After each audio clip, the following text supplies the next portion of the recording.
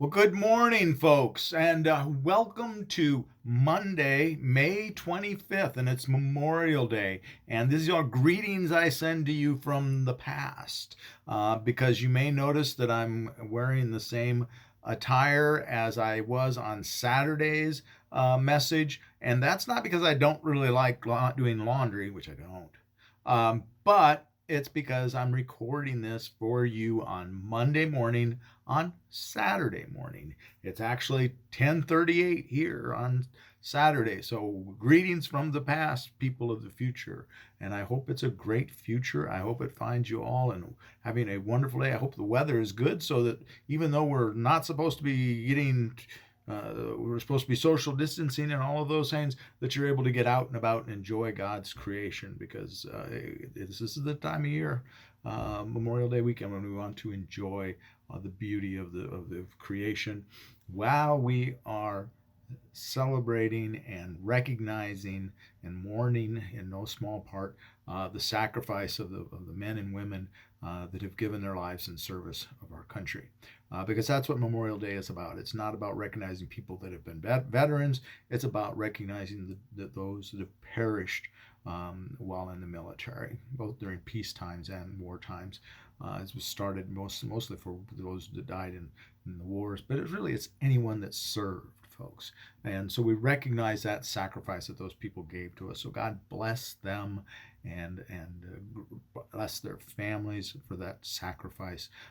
For as we believe as Christians that those who were believers have gone on to their reward, but the families still suffer the loss. And those friends of theirs as well that served with them, let's pray for them too, that they can deal with all of those issues, because there's a great deal of the survival guilt and all of those things are built into that. So, but that's not the topic for today, for today's message, this devotion today.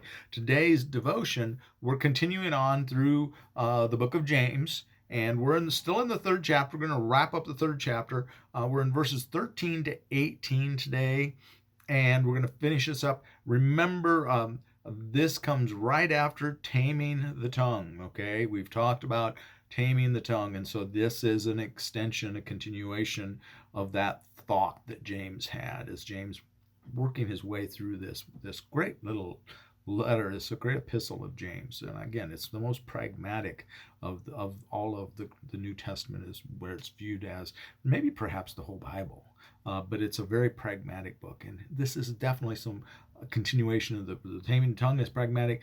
This, where we are today, verses 13 to 18 in chapter 3, it's talking about wisdom.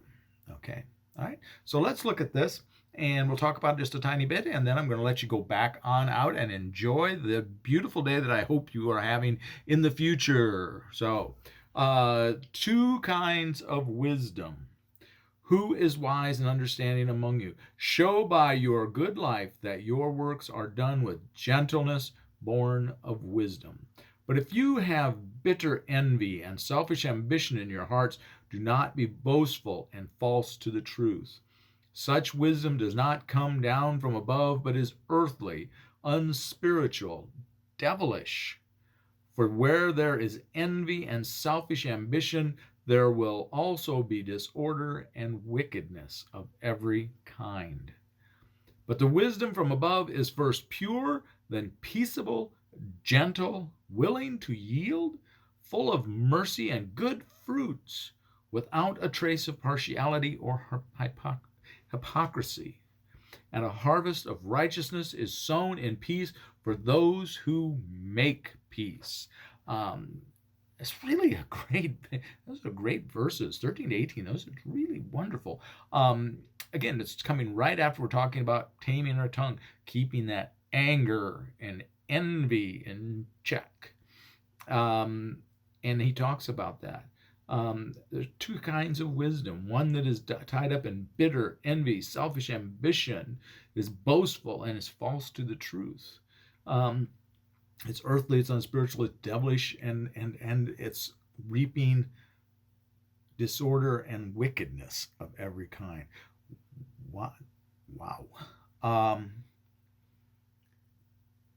We have the other kind of wisdom, of course, that is trying to further God's kingdom is bottom line, because it's talking about a harvest of righteousness. It's a harvest of righteousness.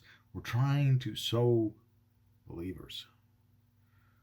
What we are doing, remember I talked about that good works, that implanting. We keep coming back to that. This is how the writings work, folks. It's trying to drive home a point. And so we are going to come back to a lot of the same points, because he's trying to really emphasize and get it through our thick skulls, because we do have thick skulls as human beings.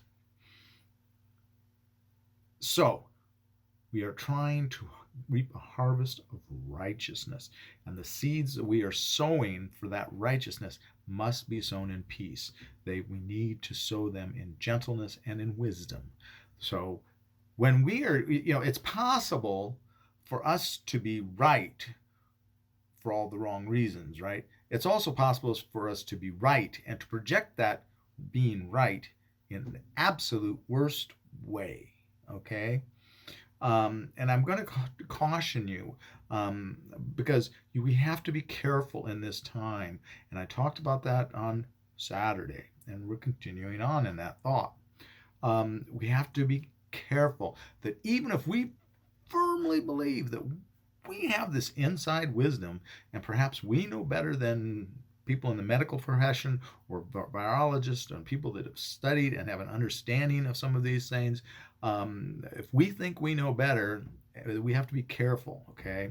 And even if we are those people, even if we are a medical professional or somebody that studied pathogens, and we have the expertise, we need to know that we have to be gentle and trying to be understanding, that some people don't agree with us, and they may disagree with us for all the wrong reasons, or they may disagree with us for all the right reasons too. But it's that way. It's the delivery means everything. 99.999% of the arguments in this world, folks, are because of how something is said and not what was said.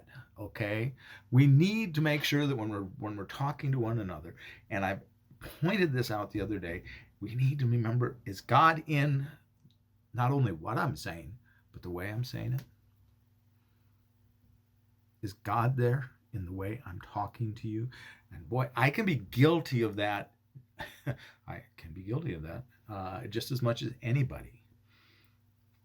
And I have to work on that. And reading James is a great reminder for me to work on that. And let it be a reminder also to you to work on that, how we are conversing with one another. Again, especially in this time where we're in this pandemic, where things are so strained and so on end, and our nerves are on edge, and we're just like this. We're just, the seams are aching, and our psyches are just raw. And so we need to treat each other extra gently. We need to have the gentleness born of wisdom, the wisdom of God, the wisdom of love. Because we are to love one another. That is the commandment. Love one another like we love God. And love our neighbors as we love ourselves. First, you've got to love yourself. But again, take this from me, even though I struggle with it, I will relate this to my days of weightlifting. Used to be that when I lift, I have always have had fairly pronounced trapezius, which is muscles on your neck. If I'm lifting regularly, then I always that's one of the first things that comes along for me. And so it used to be I'd have people come to me, Roy, how do you build your traps up? What do you do to build your traps? And I'm like, don't ask me, because I'm what you call trap dominant, and for me they just grow. It's just a natural thing. So don't come to me to ask me how to do that. Go talk to this person over here that has struggled to do it, to build up their traps or their biceps or whatever muscle part you're trying to come up with. Don't go to the person that just naturally is able to do that. Go to the person that struggles with it, because they can advise you. They can empathize with you better anyway, because they too struggle with it. So I'm telling you, I honestly can tell you I can struggle with ego. I've told you that over and over.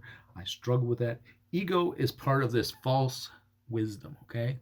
This two kinds of wisdom. The false wisdom, this is wisdom that is boastful and is ego driven. And so when we are conversing with one another and we're arguing about things because we don't want to be wrong, maybe I have my position, and by golly, I'm going to get angry if you tell me if you disagree with me. Even if you disagree with me in a kind manner, I'm going to be angry because you're telling me I'm not right. And that's not the way we need to be. We need to understand that there is a possibility to have two opinions. In fact, it's possible to have many opinions. And we might have opinions that are in between the opinions. And that's usually where my opinion lies, is usually between the two, the right and the left, because I tend to be in a moderate. And that's okay. But that's not, it doesn't mean I'm always right either. And hopefully, you come to the person that struggles with that to try to tell you, to help you to learn how to do it as well. And you have to do it by leaning on the Word of God. You have to do it by being in prayer. And of course, you're going to fail. But when you do, ask for forgiveness, not only of God, but of your brother or sister that you've just harmed with your ego-driven, your ungodly wisdom. You're thinking you are wise, and really we need to hearken on God's wisdom. And God's wisdom is works that are done with gentleness, born of God. That is it, born of love. So I'm going to let you go. This is about the normal sized, devotion. Remember that you're going to be getting some things in the mail, voicemails, whatnot, about worship starting back up. The target date again is the 7th of June, which is a Sunday, and we're going to start up with Sunday worship first. Then we'll slowly, as we feel our way through this, rather than just jumping off the boat into the deep end. We're going to work our way in, and at some point we'll open up worship on Thursday night. We'll continue to live stream Thursday night, and at some point we'll open up Sunday night worship as well. But that's down the road. How far? I don't know. We don't know. None of us knows. We just got to be patient. We got to be loving. We got to use God's wisdom. God's wisdom be with you today. God bless you and love you. Love you all. And have a wonderful day and be a blessing to someone today. And bye-bye from the past. I'll see you in the future. Bye-bye.